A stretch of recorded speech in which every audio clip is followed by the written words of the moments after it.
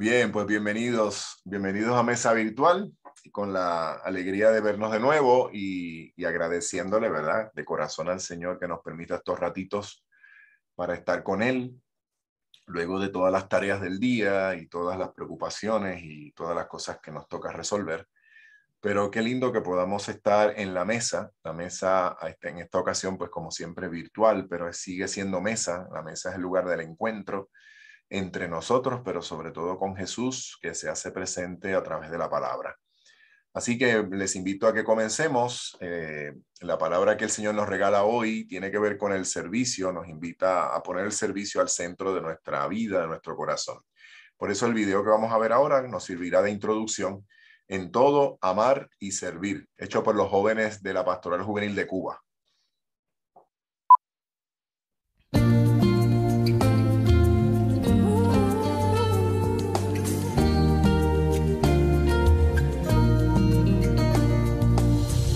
Mi corazón se llena de tu amor, qué dulce saborear tu bendición. Mi claridad se siente, mi gran consolación, cuando cual lluvia sobre mí llega tu perdón. La mañana para mí es un don, cuando me inunda el soplo de tu amor. Cálido abrazo, hasta el anochecer, sería de mí sin tu querer. Por eso canto a toda voz, voy a amar y servir para mi Dios. En todo amar y servir, a mayor gloria de Dios. En todo amar y servir, esa de ser mi vocación. A mi hermano afligido llevo la alegría, Al que se cree perdido, yo le llevo el camino. a la mano vacía le doy mi corazón. Mis ojos al que ciego y a otros perdón. De salvar al cansado, hundo mi canción. El que no está a tu lado, tu salvación. Por eso canto a toda voz, voy a amar y servir para mi Dios. Todo amar y servir, a mayor gloria de Dios. En todo amar y servir, esa de ser mi vocación. En todo amar y servir,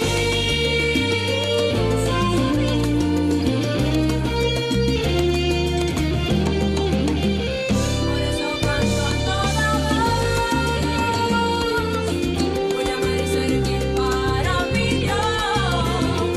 Todo amar y servir, a mayor gloria de Dios.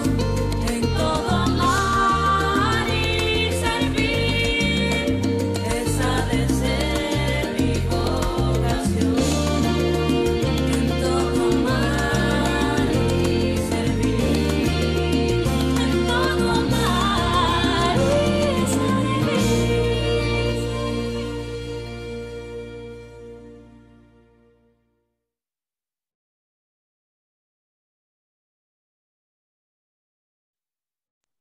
En todo, amar y servir, es la frase del santo San Ignacio de Loyola, y que los jóvenes cantan en su interpretación salsera y cubana cerca de nosotros, de las Antillas. Vamos a comenzar con la oración pidiendo, como siempre, la asistencia del Espíritu Santo, el don de Jesús que nos da a los discípulos que creemos en Él, para que la palabra resuene y encuentre eco en nosotros. Le quería pedir a Dialma, si puedes leernos la oración, y contigo nos unimos para pedir al Espíritu Santo que nos asista. Pon tu micrófono, eso. No sé si escuchan un ruido, es que trajeron como una batucada a una casa vecina, no sé si eso les molesta. Si me oyen bien. Te oímos, pero ponemos el corazón en tus palabras. Adelante. Ok, pues gracias. Señor Jesús, envía tu Espíritu para que Él nos ayude a leer la Biblia en el mismo modo con el cual tú la has leído a los discípulos en el camino de Emaús. Con la luz de la palabra escrita en la Biblia, tú les ayudaste a descubrir la presencia de Dios en los acontecimientos dolorosos de tu condena y muerte. Así la cruz, que parecía ser el final de toda esperanza, apareció para ellos como fuente de vida y resurrección. Crea en nosotros el silencio para escuchar tu voz en la creación y en la escritura, en los acontecimientos y en las personas, sobre todo en los pobres y en los que sufren. Tu palabra nos orienta a fin de que también nosotros, como los discípulos de Emaús, podamos experimentar la fuerza de tu resurrección y testimoniar a los otros que tú estás vivo en medio de nosotros como fuente de fraternidad, de justicia y de paz. Te lo pedimos a ti, Jesús, Hijo de María, que nos has revelado al Padre y enviado tu Santo Espíritu. Amén. Amén. Bien, gracias, Dialma. Me recordaste mis años de misión allá en Puerto Plata, cuando teníamos que celebrar alguna actividad con los jóvenes o alguna Eucaristía, y en la plaza estaba encendida, llena de fiestas patronales, y teníamos que hacer fuerza para competir con las batucadas y los merengues. Así que, bueno, así hemos hecho ahora, pero hemos orado contigo, eso es lo importante. Bien, vamos ahora a leer el texto, la palabra que Jesús nos regala. Nos la van a poner aquí en la pantalla. El capítulo 10, versículos del 35 al 45 del Evangelio de Marcos.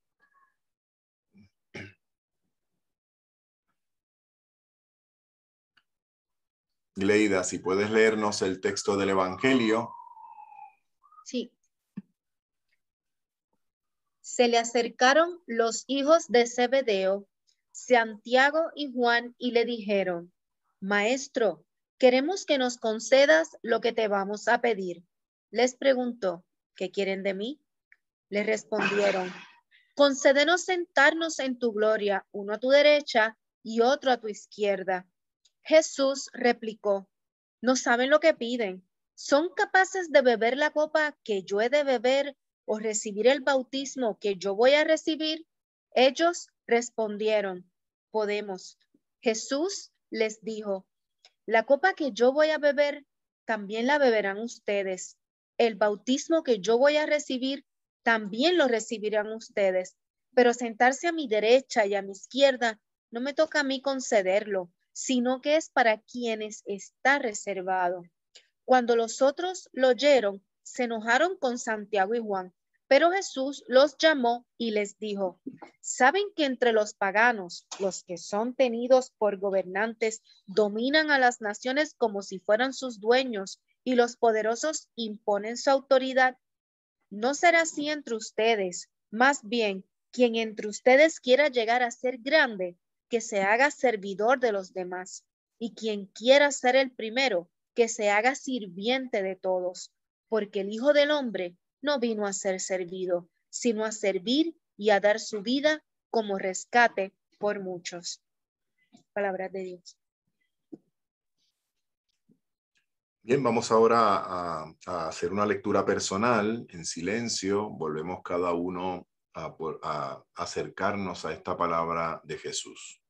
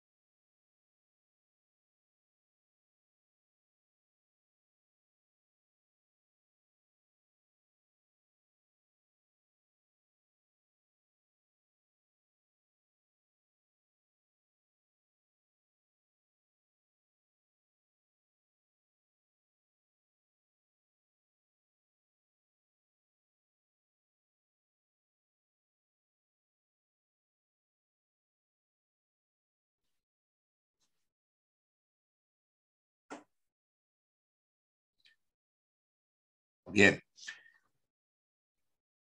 Antes de continuar, quiero incorporar ahora un momento que no hemos hecho en otros encuentros, y sería pues que nos sirviéramos entre todos un tercer acercamiento a la palabra, pero sería compartiendo muy brevemente, el que quiera, algo que le llame la atención de este texto.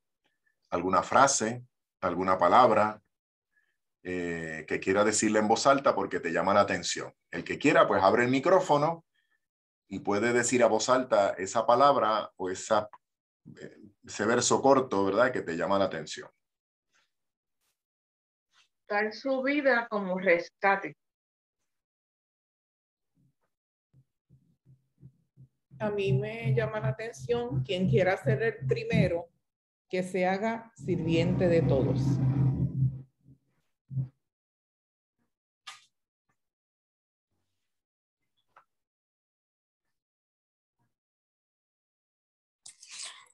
Porque el Hijo del Hombre no vino a ser servido.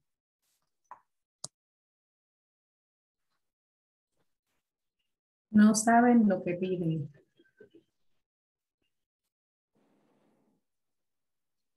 No me toca a mí concederlo, sino que es para quienes está reservado. Sino a servir y a dar su vida como rescate por muchos.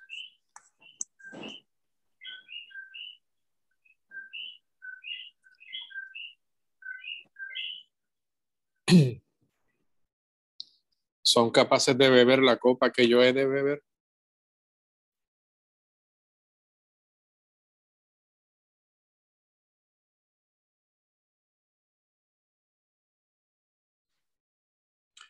Bien, vamos entonces ahora a un cuarto acercamiento a la palabra, esta vez, como tradicionalmente hacemos, con un breve video.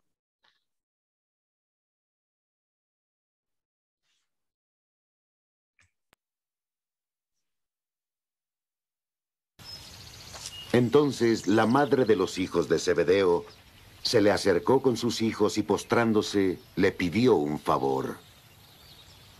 ¿Qué es lo que quieres? Le dijo. Dícele ella. Manda que estos dos hijos míos se sienten, uno a tu derecha y otro a tu izquierda, en tu reino.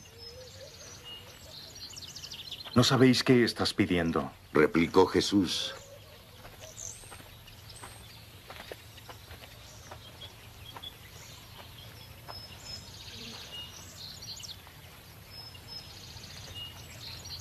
¿Podéis beber la copa que voy a beber? Podemos. Dícenle.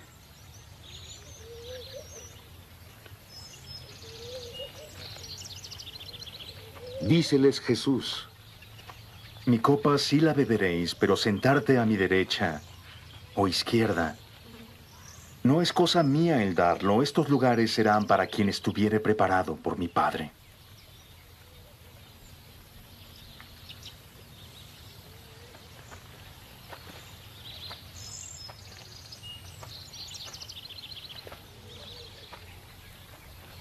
Al oír esto, los otros 10 se indignaron contra los 2 hermanos. Mas Jesús los llamó y les dijo.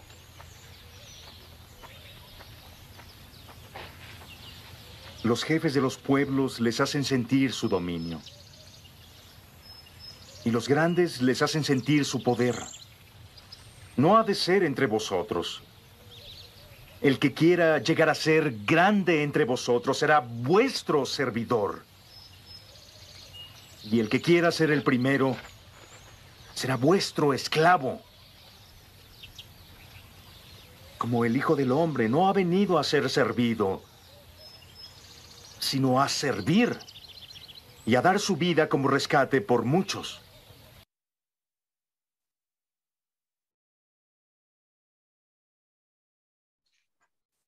Bien, vamos ahora a poner las 2 preguntitas que guían nuestro comentario.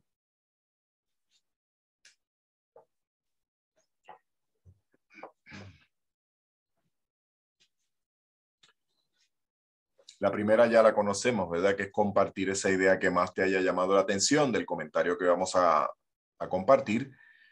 La segunda ¿Qué cosas debes fortalecer en tu vida de fe para evitar la vanagloria y testimoniar la gloria, la belleza del amor de Dios?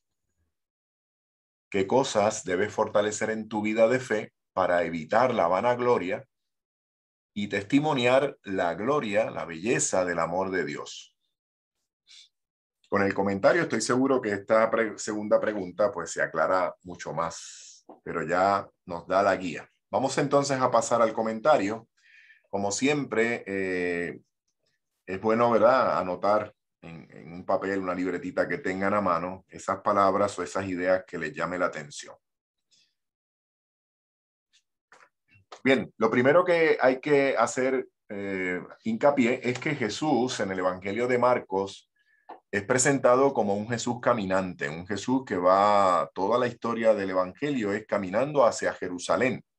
Ese camino hacia Jerusalén tiene un significado en el Evangelio de Marcos, que nos lo regala Jesús. Jesús va a Jerusalén porque es consciente de que quiere entregar su vida de manera total.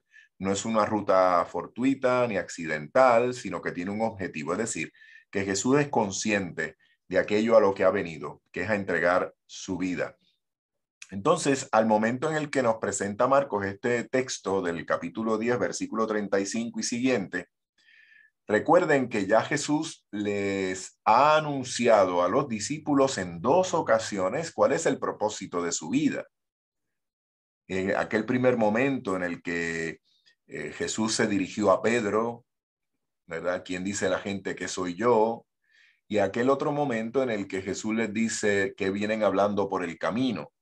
En ambos momentos Jesús es claro diciéndoles aquello a lo que ha venido. He venido a entregar la vida. Seré condenado, seré crucificado y al tercer día resucitaré, ¿verdad?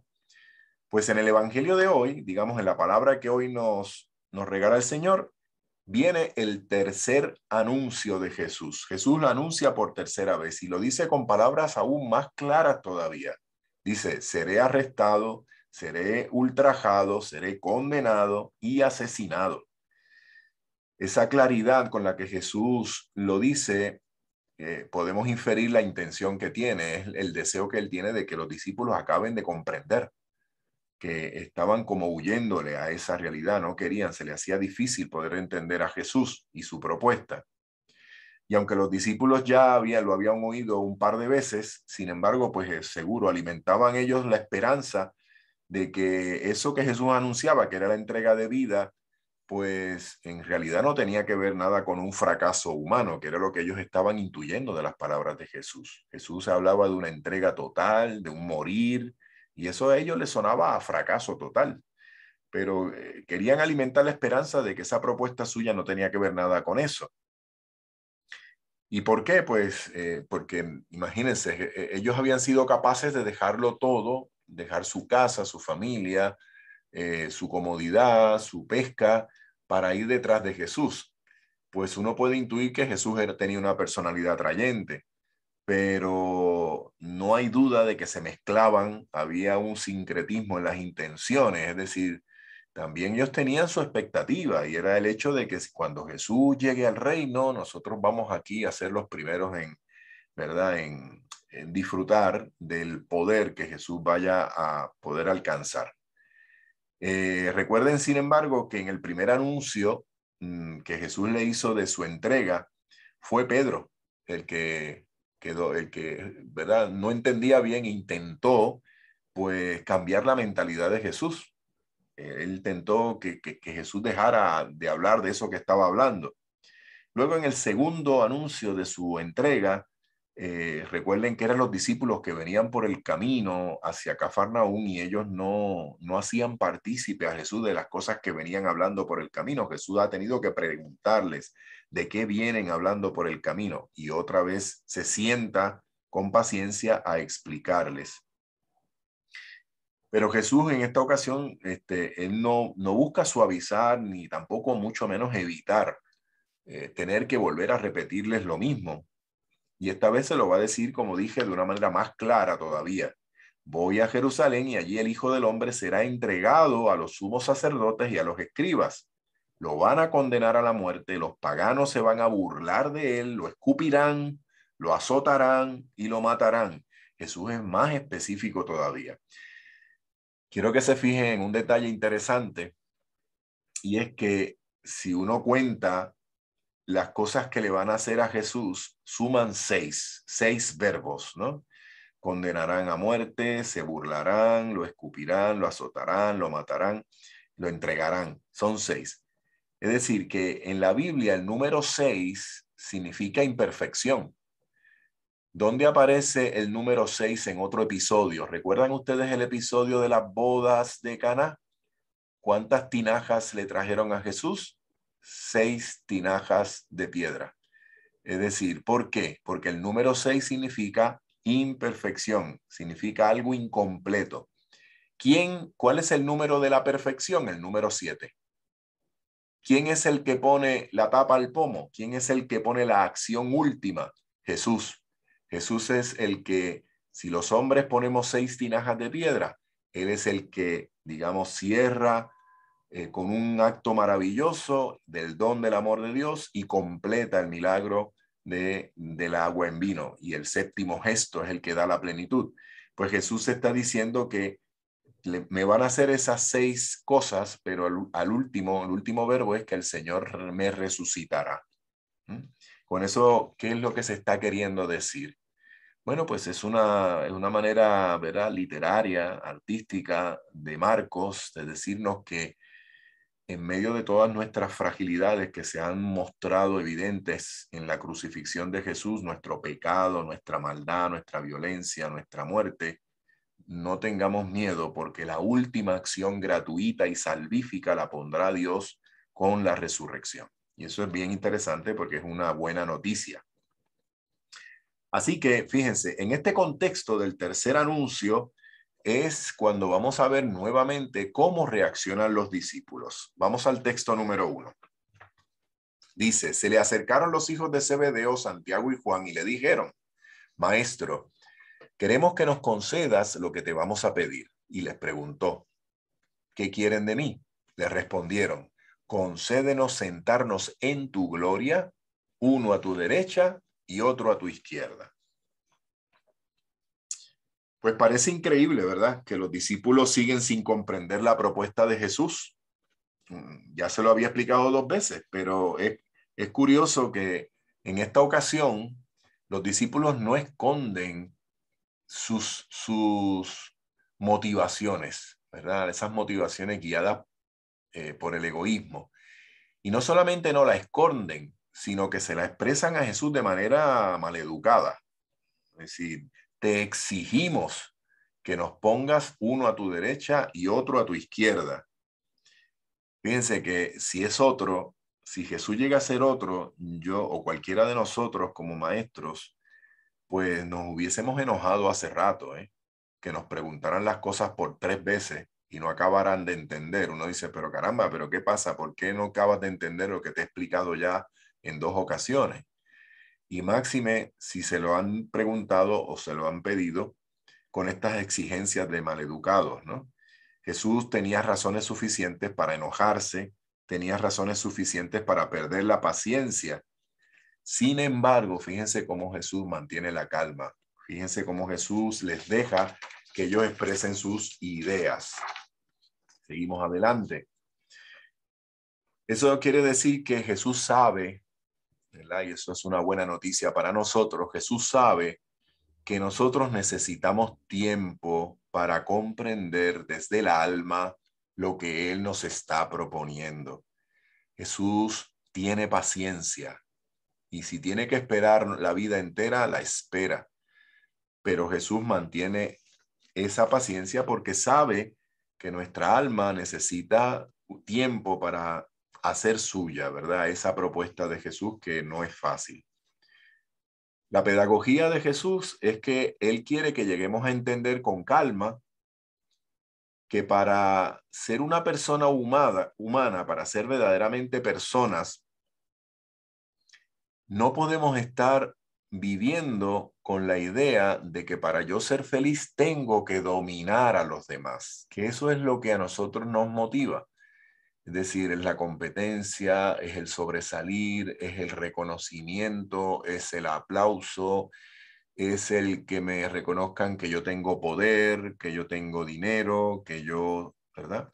Es decir, y sin embargo Jesús lo que quiere con calma tratar de hacernos entender que el que es verdadera persona humana es al revés, es el que sirve, es el que entrega la vida. Y realmente esto no es nada fácil de entender. Y tampoco, mucho menos, es fácil vivirlo, ¿verdad? Tampoco, ¿no? Es difícil.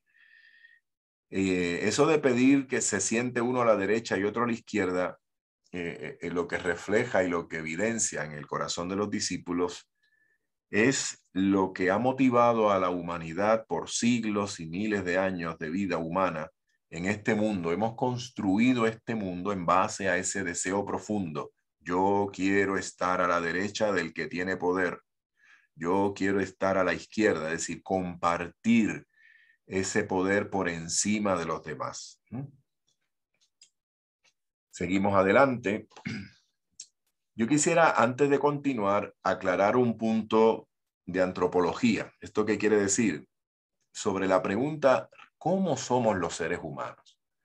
Porque yo creo que aclarando un poquito esto, nos vamos a dar cuenta de cómo funciona el interior del corazón, para que podamos ubicar mejor la llamada de Jesús o su invitación.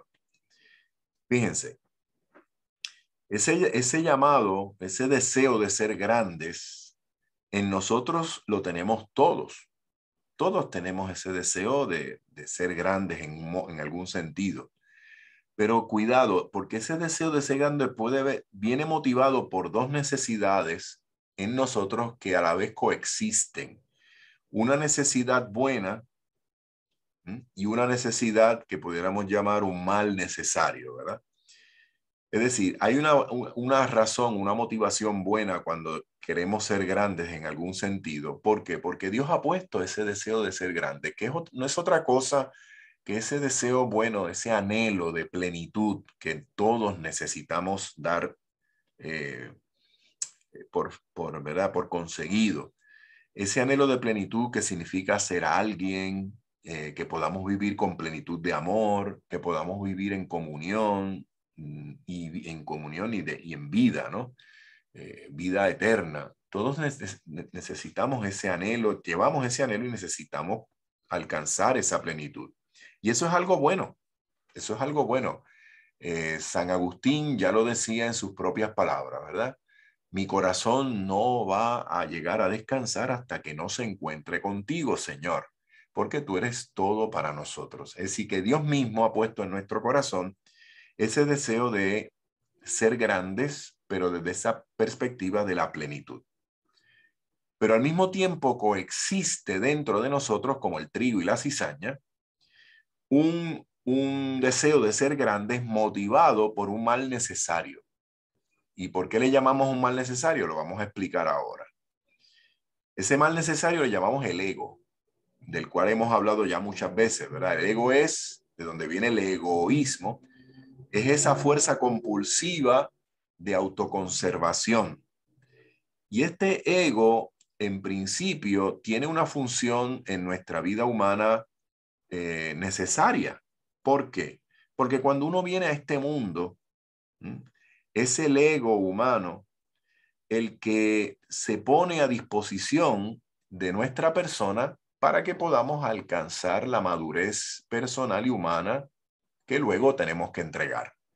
Pero el ego se traduce en nuestra vida como esa, ¿verdad? Esa necesidad de ser cuidados, de exigir que se nos cubran nuestras atenciones básicas cuando somos pequeños, el alimento, los cuidados, el amor, el vestido, pues todas esas necesidades que hacen posible que esas capacidades humanas biológicas, psicoafectivas y espirituales vayan desarrollándose. Es decir, si no es por el ego, nosotros de pequeños no exigimos, ¿verdad? Y el ego dentro de nosotros va expresando esa necesidad. Si tenemos que llamar la atención de nuestros papás llorando cuando somos bebés para que nos den comida, pues lloramos y gritamos. Si tenemos que llorar porque tenemos frío, pues lloramos y gritamos.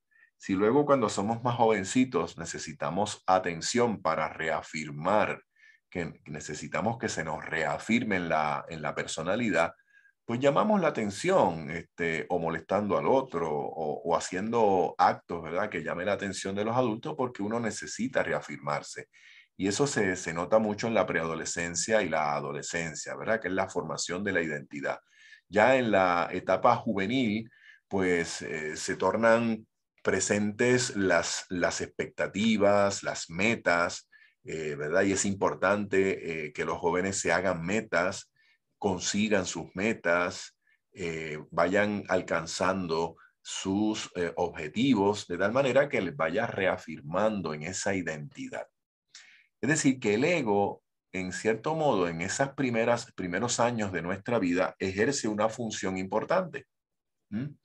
Ahora bien, ¿qué pasa?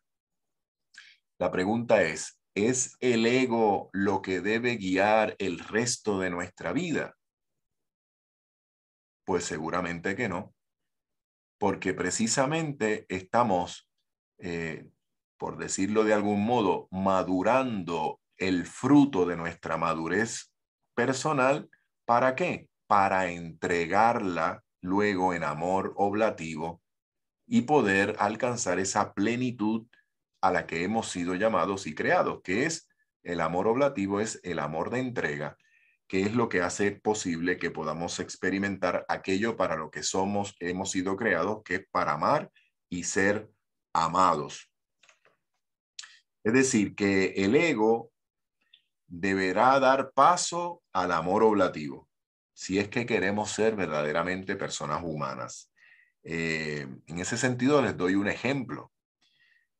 Ustedes, por ejemplo, imagínense que una persona adulta, cuando digo una persona adulta, pues puedo referir a una persona que tiene ya más de 40, 45, 50 años. Pongamos por caso una persona de 60 años que todavía esté viviendo, ¿verdad?, del ego, es decir, llamando la atención, procurando que los demás todo el tiempo les reconozcan, preocupado porque los demás le aplaudan, exigiendo, ¿verdad?, las cosas básicas para vivir.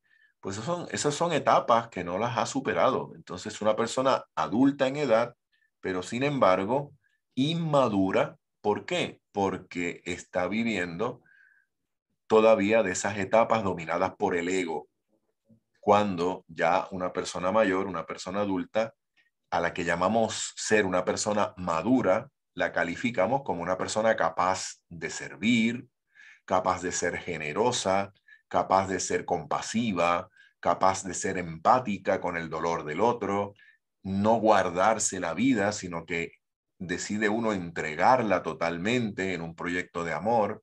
Es decir, ya uno ha pasado esa etapa infantil, prejuvenil y juvenil de la maduración de la persona para convertir su madurez en un objeto de entrega de amor oblativo. Y eso es lo que debemos aprender. Y aprendemos esto no solos, por supuesto. En este sentido, el tiempo de bisagra para pasar de lo inmaduro a lo maduro nos lo da la gracia de Dios. La gracia de Dios nos acompaña, el don de Dios, para que podamos ir aprendiendo a entregar todo lo que hemos recibido gratis. Seguimos adelante. Quiero aclarar también dentro del texto, porque aparece varias veces, el término gloria, ¿verdad? Que le dicen los discípulos a Jesús: cuando llegues a tu gloria, queremos estar uno a tu derecha y otro a tu izquierda. Y yo quiero aclarar este aspecto de lo que significa la gloria, porque para el mundo la gloria será siempre destacar por encima de los demás. Es decir, con cualquiera de los aspectos humanos que conocemos, el dinero, el poder, el prestigio, el aplauso, el reconocimiento. Eso es para el mundo la gloria. Pero para la Biblia, la gloria de Dios glorificar a Dios no tiene que ver con eso. Tiene que ver con la belleza de Dios, que pudiera ser también la belleza de una persona que refleje la belleza de Dios, ¿no? Entonces, ¿cuándo es que Dios es realmente glorioso? Pues cuidado, porque Dios no es glorioso cuando nosotros proyectamos nuestra idea humana de gloria sobre Él. Cuando, que eso sucede mucho, nosotros, por ejemplo, somos proclives a proyectar sobre Dios nuestro significado de gloria humana. Y entonces decimos que Dios es glorificado cuando derrota a nuestros enemigos, o cuando se impone por la fuerza, o cuando domina las leyes naturales a nuestro favor, o cuando realiza milagros a nuestro antojo y necesidad, o cuando infunde miedo a los que le desobedecen, o cuando incluso castiga al malvado. Pero realmente esa es la gloria de Dios. No, estamos proyectando nuestra gloria humana movida por el ego, por el egoísmo, y la estamos proyectando en Dios. La belleza de Dios, la gloria de Dios es su belleza. Digamos que todas estas maneras, ¿verdad?, humanas que hemos proyectado sobre él, sería más bien la fealdad de Dios en todo caso, pero no su belleza. Si la gloria de Dios es la belleza de Dios, si la gloria de Dios es la belleza de Dios, nos dirá San Pablo que en Jesús encontramos el rostro definitivo y verdadero de Dios. En la segunda carta a los Corintios, el capítulo 4, nos dice San Pablo, el conocimiento de la gloria de Dios que brilla en el rostro de Cristo. ¿Eso qué quiere decir? Que si nosotros queremos saber cuál es la gloria de Dios, la belleza de la gloria de Dios, del rostro de Dios, tenemos que mirar el rostro de Cristo, es decir, la vida de Jesús. O sea que la belleza de Dios, su gloria en Jesús, es su amor oblativo, es decir, cómo Jesús entrega su vida. Por lo tanto, ¿cuándo es que Dios es verdaderamente glorificado? Cuando, como Él, nosotros somos capaces también de entregar nuestra vida. Fíjense que la palabra gloria, seguimos adelante, en hebreo significa algo que tiene peso, algo que tiene consistencia. Lo contrario de eso es una vida que pues se la lleva el viento o que está vivida girando en torno a vanidades, ¿no? Pero fíjense que el que vive de vanidades, de cosas que no tienen consistencia ni permanencia, es aquella persona a la que le decimos que está buscando una vanagloria, una gloria vana. El que vive de vanagloria es una persona que no tiene un amor sólido, no tiene un amor maduro, no tiene un amor consistente, no tiene un amor duradero. El que vive de vanagloria está borrando la belleza de la gloria verdadera de Dios. El que vive de vanagloria lo que está haciendo es poniendo en evidencia la fealdad de la gloria al modo humano, no de la gloria de Dios. Y cuando una persona se dedica a vivir de vanaglorias, de sus expectativas, de su vivir para sí mismo, vivir movido solo por el ego, se convierte en una persona fea. Es una persona desagradable. Es una persona incluso hasta repugnante, ¿verdad? Una persona altanera, una persona dice, caramba, este hombre no para de hablar de sí mismo, ¿no? No para de echárselas todo el tiempo de lo que es, no hace más que hablar de sí. Pues se convierte, ¿verdad?, hasta en repugnante. Bien, vamos a la otra parte del texto. Jesús replicó, no saben lo que piden. ¿Pueden beber la copa que yo he de beber o recibir el bautismo que yo voy a recibir?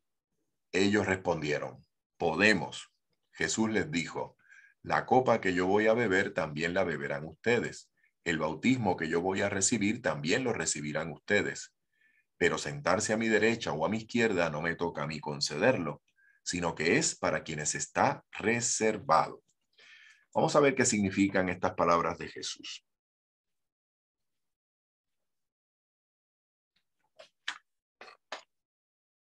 Por tanto, glorificar a Dios, decíamos, no es proyectar sobre Él nuestras grandezas humanas, sino al contrario, es testimoniar la belleza de un modo de ser, de un modo de amar, de un modo de vivir el amor de servicio y de entrega a los demás. Eso es lo que significa glorificar a Dios. En ese momento, en ese texto, Jesús utiliza dos símbolos importantes. Dice que esos dos símbolos son: si ustedes son capaces de compartir mi copa y recibir mi bautismo, ¿no? ¿Qué significa esto de compartir la copa? Pues compartir la copa de Jesús significa compartir su mismo destino. ¿Y cuál es el destino de Jesús? El destino es que Él llegue a entregar totalmente su vida por amor a nosotros, por amor a los demás, porque así es que brilla el amor de Dios.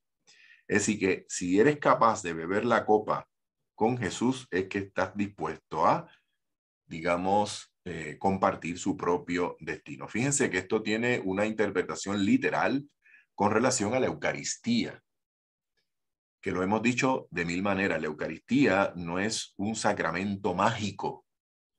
Con decir mágico queremos decir aquella actitud que a veces nosotros sembramos erróneamente, en donde por comulgar creemos que Dios me va a dar solo su protección, me va a dar lo que yo quiero, me va a suplir esa necesidad que yo entiendo que me debe suplir.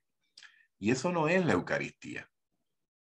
La Eucaristía, acercarse a comulgar, significa decirle a Jesús: yo quiero hacer mío tu destino. Yo quiero involucrarme con tu opción de vida. Yo quiero renovar contigo y con tu fuerza la capacidad para amar y entregar mi propia vida. Eso significa Eucaristía. Entonces la Eucaristía es también un compromiso de nuestra parte, ¿verdad?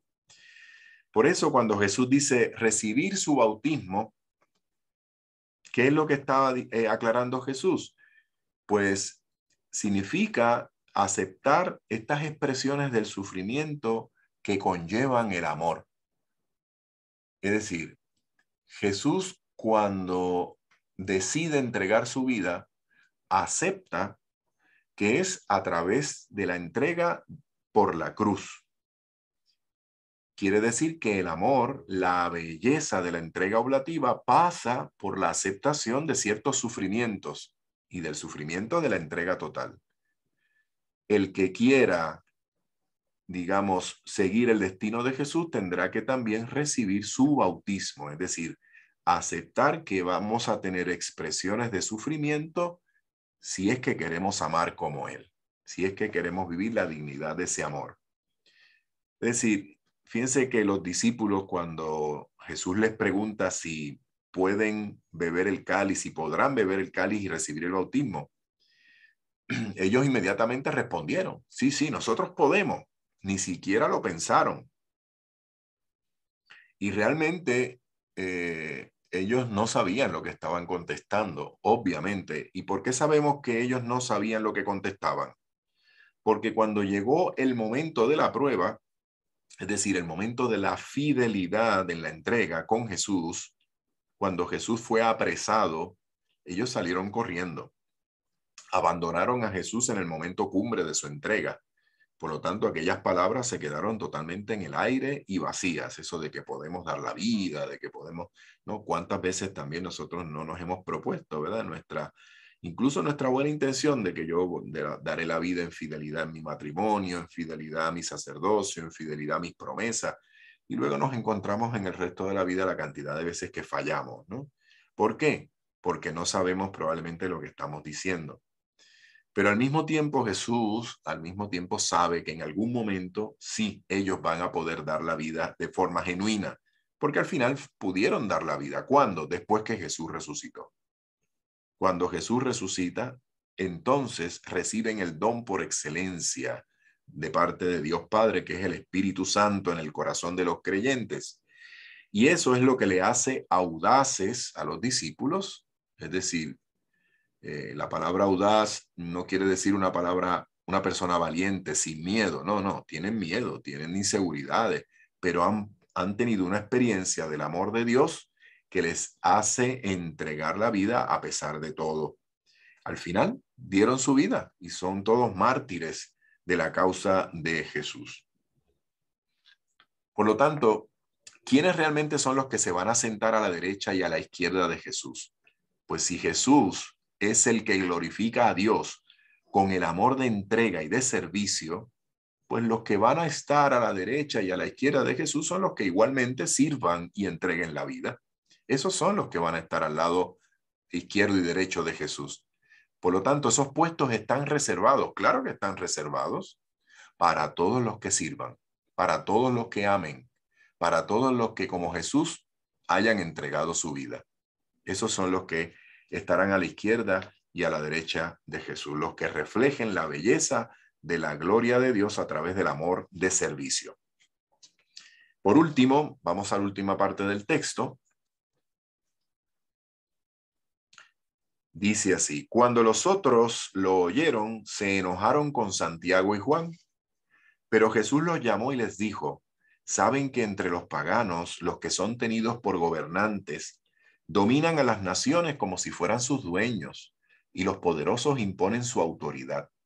No será así entre ustedes. Más bien, quien entre ustedes quiera llegar a ser grande, que se haga servidor de los demás. Quien quiera ser el primero, que se haga sirviente de todos, porque el Hijo del Hombre no vino a ser servido, sino a servir y a dar su vida como rescate por muchos. Fíjense cómo Jesús enseguida pone en evidencia nuestra desgracia, la desgracia de los seres humanos, la fealdad que llevamos por dentro, eso que nos motiva, que es la vanagloria humana, ¿no?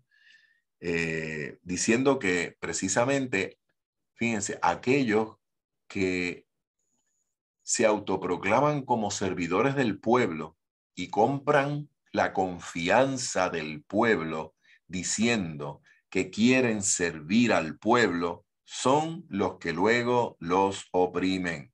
Esa es la experiencia que tenemos. Nuestros políticos, nuestros líderes, incluso líderes religiosos, los que tienen poder económico, tenemos la tentación de vendernos como, ¿verdad?, grandes servidores. Y luego cuando estamos en el poder, terminamos sirviéndonos de los demás. Son los que de verdad oprimen. Jesús lo que ha dicho es una gran verdad, repetida por todos los siglos, ¿verdad? Que es la corrupción y viene fruto del pecado. Y la gran verdad consiste en que lo que está anidando en el corazón humano es una gran desgracia, es ese sentido de egoísmo y de vanagloria que todos llevamos. Por lo tanto, Jesús lo que nos pide es que seamos siervos, es decir, servidores, y solo sirvamos a nuestros verdaderos amos. Un servidor, un esclavo, ¿verdad? En este sentido, tiene un señor, tiene un amo. ¿Quién es el amo del servidor? Aquel hermano que más necesita, el que necesita de mí. Todo el que tengo de frente que necesita de mí, ese es el que va llevando mi vida, el que hace de mi vida un servicio. Ese es el que debe comandar nuestras vidas. Bien, vamos entonces ahora a poner las dos preguntas. De nuevo, para compartir la idea que más te haya llamado la atención, ¿verdad?, del comentario. Y la segunda dice: ¿qué cosas debes favorecer en tu vida de fe para evitar la vanagloria y testimoniar la gloria o la belleza del amor de Dios? ¿Qué cosas crees que debes fortalecer en tu vida? Una vez más les recuerdo que, ¿verdad?, en nuestros pequeños grupos Jesús está presente, ¿eh? No es un encuentro simplemente para compartir nuestra vida nada más. Jesús se hace presente en medio de nosotros, que nos lo ha prometido. Y segundo, también evitar tener que dar consejos a los demás. No es el momento para eso, ¿verdad? Lo que tenemos que hacer es compartir lo que la palabra a mí me ilumina hoy. Eso es lo más importante. Muy bien, pues vamos a los grupos.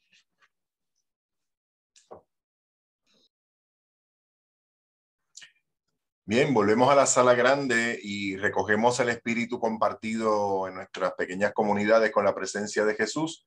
Y vamos a recoger el espíritu, ¿verdad?, de lo que hemos hablado y compartido fraternalmente con esta canción, cuya letra pues también nos invita pues a hacer de nuestra vida un servicio, que es lo que realmente nos pide Jesús, para ir pues dejándonos llevar por su espíritu de amor oblativo.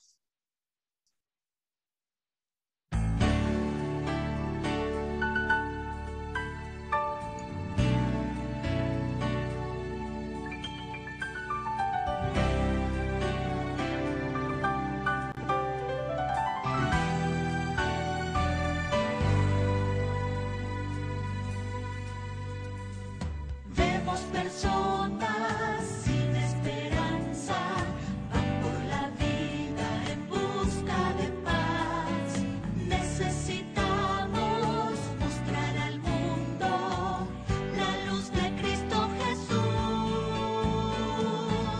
llamados para servir al mundo, llamados para servir. El mundo entero desea escuchar del plan de la salvación, llamados para servir al mundo, llamados para servir, brindar nuestra ayuda y hablar de Jesús. Esa es nuestra misión.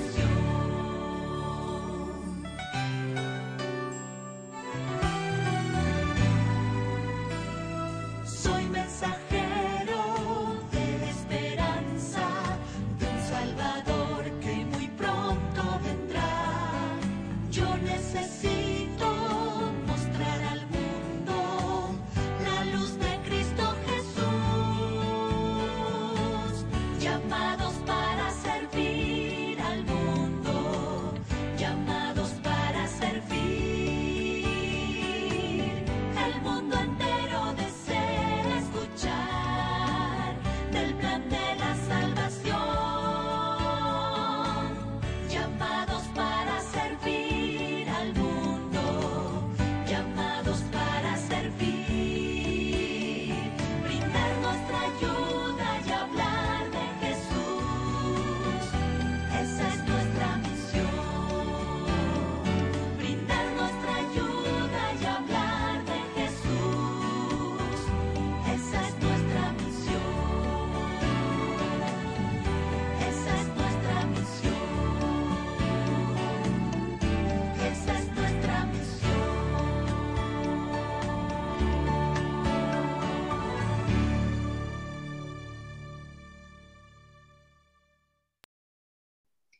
Bien, pues hacemos de todas estas cosas que el Señor nos ha regalado en esta noche, hacemos ofrenda de nuestro corazón agradecido, y quisiera que terminásemos pues trayendo a nuestro corazón a la presencia de nuestra Madre, la Virgen, en este mes del Santo Rosario. Ella, pues quién mejor que nadie nos puede ayudar a hacer nuestro corazón libre y disponible al Espíritu que hace transformar la vida de todos nosotros y convertirla en verdadero amor de entrega. Le pedimos a ella que sea Madre que dé a luz en nuestro corazón a ese Jesús de entrega, de amor, de vida, de comunión, de alegría y de eternidad.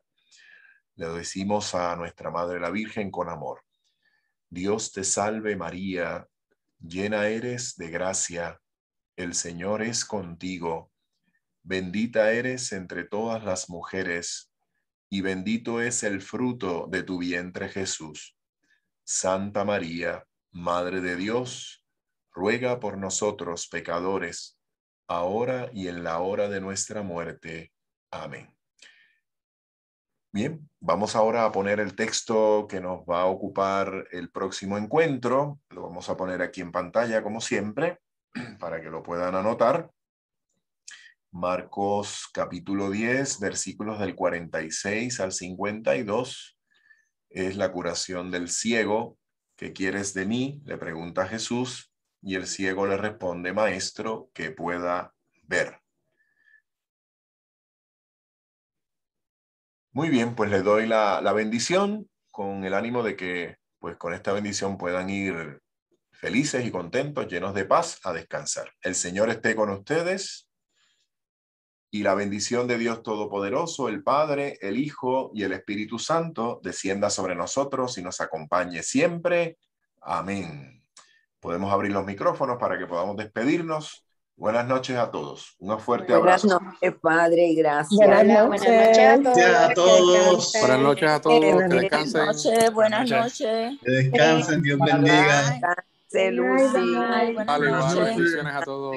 Adiós. Bendición, Que descansen, que descansen. Que descansen Buenas todos. noches.